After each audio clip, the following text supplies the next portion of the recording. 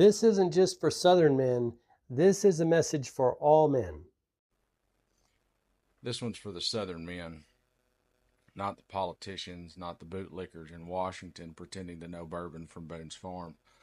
No, I'm talking to the good old boys, the poor but proud, the ones who can bait a hook and throw a punch, the ones who cry at funerals and grin through pain and tip their hats even when the world spits in their face.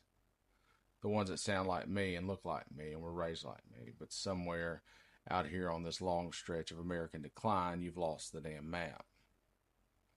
What in the holy goddamn hell happened to you? Once upon a time, a Southern man was many things, some good, some bad, but almost always real. You could hear it in the callous vowels of his drawl and see it in the crack of his knuckles. He stood for something. He stood up even when the wind blew hard against him. He didn't need a flag the size of a billboard or a Facebook profile soaked in eagles and assault rifles to prove he loved his home. He just lived it, quietly and fiercely, with a bite and a laugh. And now your heroes are Donald Trump Jr., a taxidermed mannequin in a vast pro-vest, and Eric Trump, a human gaff, J.D. Vance, who sells Appalachian grit like it's a can of soup, and Tom Cotton, the poster boy for robotic boot polishers. These are your Marlboro men? These aren't Southern men. They aren't even men in the sense my grandfather meant it. They're simpering little power fetishists in tailored camouflage, chugging masculinity supplements and playing Patriot on sound stages built by Wall Street. If these boys walked into the Queen of Clubs in Helena, Arkansas, they wouldn't make it past the jukebox. My granddaddy would have squinted at them, growled, and then beat the ever-living dog shit out of them just out of instinct. He bar fought like it was a second job, and not because he was proud of it necessarily. He actually rarely spoke of it. But because where we come from, there's a language older than words. And sometimes in a world full of liars and leeches, a fist is just shorthand for don't tread on me. He didn't fight for ego. He fought to defend the sacred ground between the front porch and the bar stool. And if you walked in greasy, smug, and full of yourself, the kind of man who'd lie to the waitress and kick a dog, he made sure you left different than you arrived. Donald Trump is just a New York greaseball with hands softer than an overripe peach and a mouth that runs like it's late to a poker game. His sons are worse. Soulless little guys dipped in deer piss and bravado. Junior, with his desperate little beard and his safari outfit, looks like a guy who tries to start fights at Little League games and calls security if it gets sideways. Eric, God bless him, is the kind of guy you'd hand a hammer and spend the next hour and a half watching him try to unscrew a nail. They're not men. They're just hair-gelled cartoons playing lumberjack. They don't work. They don't serve. They don't sacrifice. They don't build or fix or do a goddamn thing but inherit money and lie about it. And yet somehow these are the new standard by which manhood is measured. My God, how far we've fallen. They exhibit nothing, not one thing that we were raised to believe makes a man. Not courage, not humility, not grit, not loyalty, not strength of heart, or spine, or word. They sweat when it's humid, they pout when it's hard, and they run when it's dangerous. They wouldn't last 5 minutes under a tractor. They wouldn't know how to change their own oil.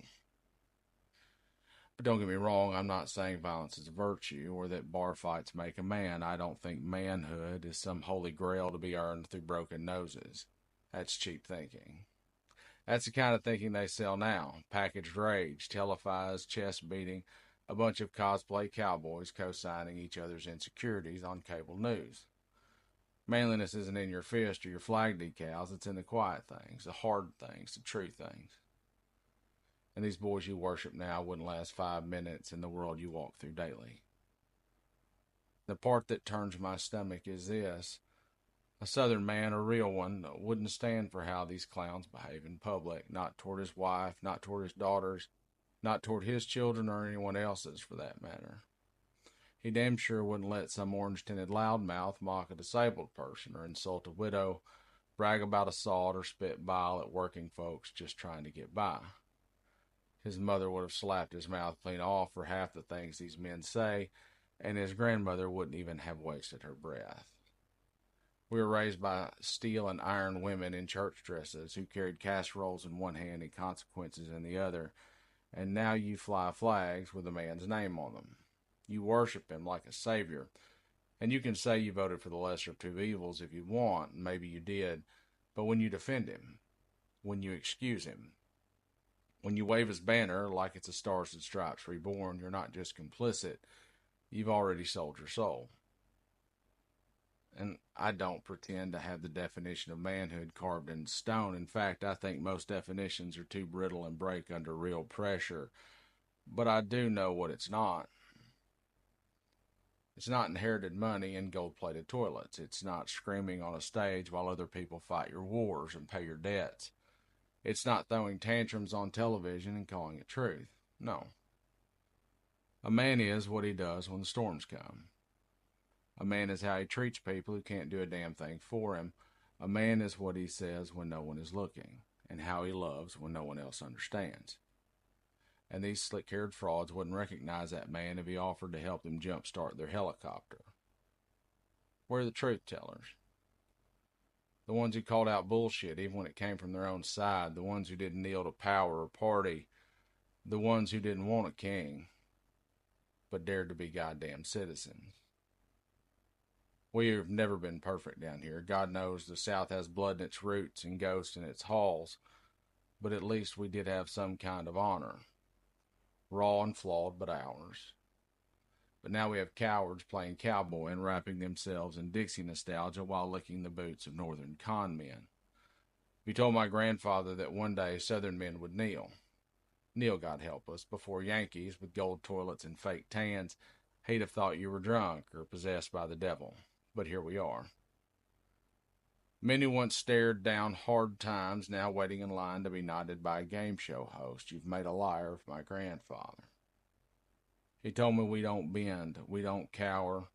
We speak truth even when it's costly, that you measure a man not by the flags on his truck, but by the weight of his word. We stand on dirt, not marble. That a Southern man for his sins never kisses the ring. And now I see you cheer for the ringmaster and beg to be shackled to him. So let me tell you this, from one of your own, from someone who still walks the same black dirt and still sings the old songs, stand up.